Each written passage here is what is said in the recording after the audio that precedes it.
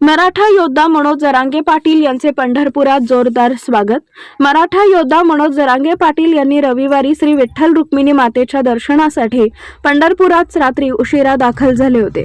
यावेळी पंढरपूर येथील छत्रपती शिवाजी महाराज चौक इथं मनोज जरांगे पाटील यांचे पंढरपूर येथील सकल मराठा समाजाच्या वतीनं जोरदार स्वागत करण्यात आले।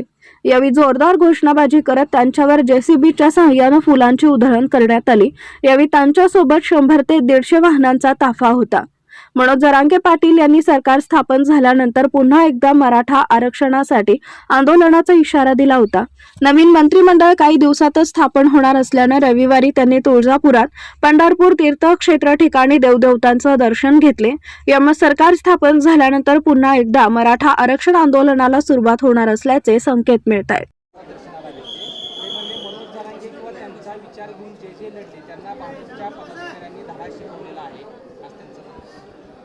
आता वेळ निघून गेल्यावर कोणी काय म्हणायचं त्याचा विषय असतो। पण मैदानात मी आणि माझा मराठा समाज नव्हतो। जर मी आणि मराठा समाज मैदानात असतो आणि आमचं जर समीकरण जुळलं असतं तर सोपडा सापच केला असता।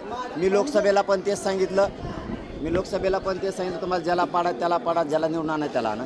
विधानसभेला पण तेच सांगितलं। मी माझ्या बोलण्यापासून लांब कधी जात नाही आणि मी समाज विकू शकत नाही, कोणाच्या दावणीला बांधू शकत नाही। समाज मतदानाचा मालक तो आहे, त्यांनाच मालक शेवटपर्यंत ठेवलं।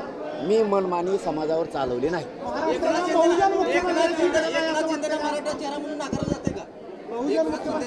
असले प्रश्न ना असं उत्तर मी नाही देणार ना, ते त्यांचा प्रश्न आहे, त्यांचा राजकारणाचा प्रश्न आहे। मी कसं बोलणार? मी आरक्षण घेणार पण ओबीसीतूनच घ्या, कोणी पण बसू दे।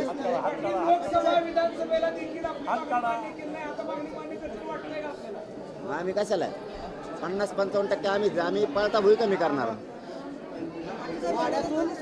अभिजित पाटील म्हणले की जरांगे पाटील निवडून आलो असे राज्यातून किती जण म्हणतात की तुमच्याकडून निवडून आला असं म्हणतात। नाही, आता एखादा जर म्हणला तसं किंवा अनेक जण जर तसं म्हणले तर मी छाती बडवायची गरज नाही, कारण मैदानातच मी नाही। मग पडणाऱ्याबद्दल काय उत्तर द्यायचं आणि निवडून आल्याबद्दल काय उत्तर द्यायचं? त्यापेक्षा मी मैदानात नाही, माझा समाज सुद्धा।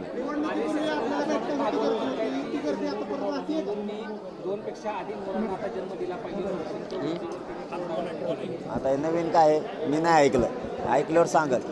निवडणुकीपूर्वी आपल्याला भेटण्यासाठी राज्यातील सगळे उमेदवार येत होते, तशी गर्दी आता कुठेतरी येत नाही। उमेदवारांना कुठे विसर पडला का समाजाचं? काय तुम्ही अंतरवाली दे एखाद दिवशी, तुम्हाला दाखवतो।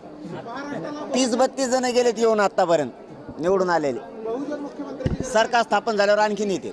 बहुजन मुख्यमंत्री महाराष्ट्रात मिळावा अशी एक चर्चा आहे। कोणी मिळू दे, गोरगरीब शेतकऱ्यांचं गोरगरीब जनतेचं काम करा, नसता मुंडक्यावर बसते असते जनता। कोणी पण मिळू दे, कोणचं चूक नाही। बहुजन आला, हिंदूवादी आला, पुरोगामी विचाराचा आला, कोणचा आला तरी 75 वर्षात आम्हाला गोरगरिबाला कधी सुख मिळालं नाही।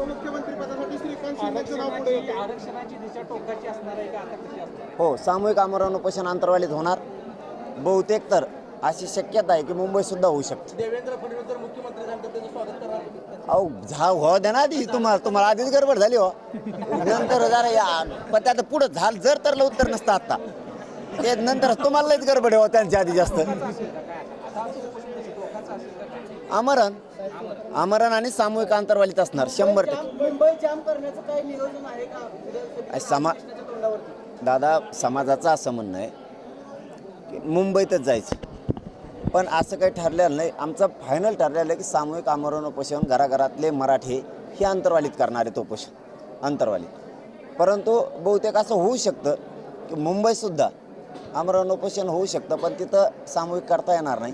पण आता मराठीची लई इच्छा आहे, पण यांचं सरकार स्थापन झाल्याच्या नंतर ठरवू, समाजाची बैठक बोलून मुंबईत करायचं का अंतरवालीत करायचं, मुंबईसुद्धा होऊ शकतं। चलो, धन्यवाद।